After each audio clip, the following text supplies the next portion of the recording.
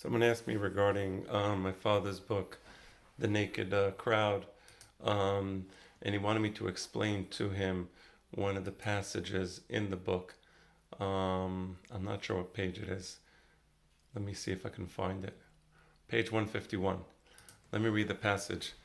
The ultimate bait in the realm of Metis is a predator posing as prey. So Metis has to do with the magical cunning of the ancient Greek world. So Metis is magical cunning. They consider that to be wisdom. Among the Goyim, they didn't have Chokhmah. My father believes that the Goyim had Orma. And the word they use for wisdom is Metis, which actually means magical cunning. Now, we have, of course, the saying, Chokhmah b'Goyim ta'amen. But my father associates that Chokhmah with Orma, because all pagan wisdom is actually a form of Orma. And in that regard, in the Targum, it says, V'hen-nachash haya arum. So the meaning of the Targum Ankelos says, V'chivya hava hakim. Now, hakim is the Arabic word for Chokhmah.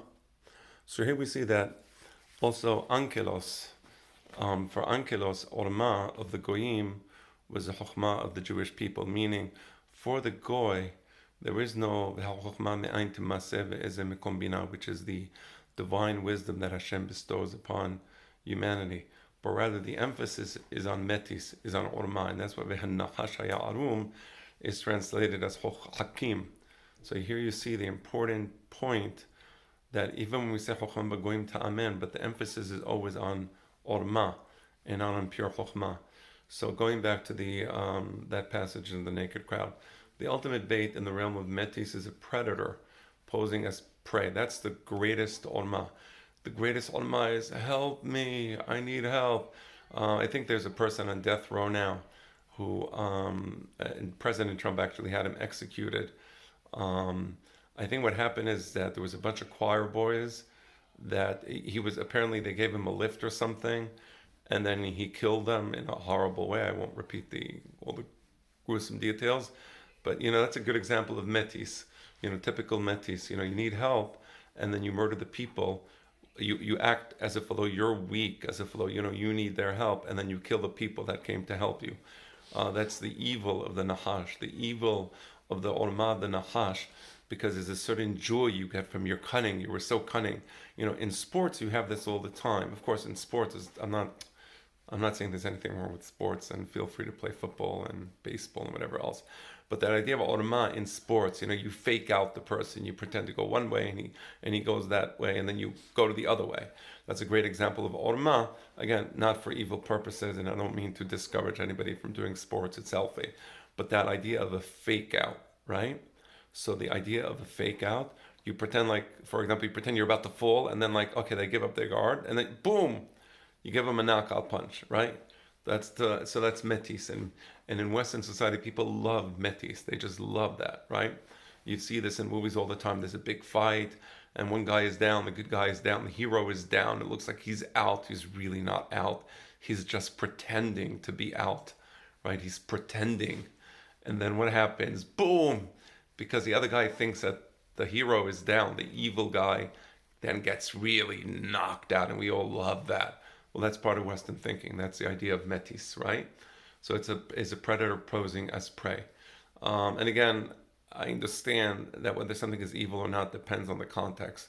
So I'm not saying in the context of a movie it's evil, and if you're in a fight and you need to defend yourself and you need to play dead, that's quite all right. But they use it for evil purposes. A great example is the Palestinians always, act like, they're the poor, defenseless people against the evil, strong Israelis, and then they go and they use that perception of weakness that the world gives them, that perception, at least that they used to do this beforehand. I mean, now Baruch Hashem, that's kind of subsided, but that's another good example of Metis, right? So that's typical among the Goyim. Survival is a function of such differentiation. So in order to survive among the Goyim, for the Goyim, you have to have that Orma, because if you don't have Orma, you won't survive. So you need to be able to differentiate between a predator and a prey, right? Well, you don't want to get faked out, because if you get faked out, you're in big trouble. Within this context, I would like to propose that Oedipus Rex, in contradistinction to the full trilogy of Sophocles, comes to portray the most powerful drama facing every human being. So Sophocles wrote a bunch of plays, and my father points out that Oedipus Rex was the most unique among those, or was unique in that it portrays what the meaning of a Goy family is, right? So every human being is born to a father, right? And actually maybe what the meaning of is a father-son relationship within the context of the pagan world. So the father is Lais and the son is Oedipus, where loving father can be metamorphosized into brutal Lais, an innocent child into monstrous Oedipus, a fundamental principle defining human condition. So among the Goyim, and I know there have been studies done about this, in the Greek world, the parents used to beat their children. It was very common for the parents to literally beat their children. And because they would beat their children, there would be tremendous fear of the parents, because they would beat them. I know that in pre-World War II Germany, I once read a horrible, I mean, really just stomach-wrenching study how in pre-World War II Germany this was done, how parents used to, they were sadistic with their children in a way that's simply indescribable, and that led to Nazi Germany. Without a question, the Nazi movement was in large part a result of the horrible treatment of the children by their parents. So anyway, so you have this idea of, on the one hand, the parent is loving, the child loves the parent. On the other hand, the parent hierarchically imposes violence upon the child, and that was considered part of the education of the child. It was to be violent and vicious, physically vicious with the child. So on the one hand, so you have this father-child relationship, that's the family, and of course the child naturally loves a father, and the father naturally loves a son, and yet there are these eruptions of violence which are not only allowed, but which are part of the proper upbringing of the child, and that results in the Oedipus complex, where the child now wants to kill the father because he wants the love of the mother, and the mother didn't used to engage in this brutal type of behavior. It was the father, so the child would naturally direct his love towards the mother instead of the father, and then he would view the father as an authoritarian figure. The father was trying to train the son. That represents law. The mother was just loving and caring for the child, and she was protective of the child. That represents love. So the Oedipus complex is this attempt to overthrow the authority of the father, which represents law, in favor of the love that the mother gives.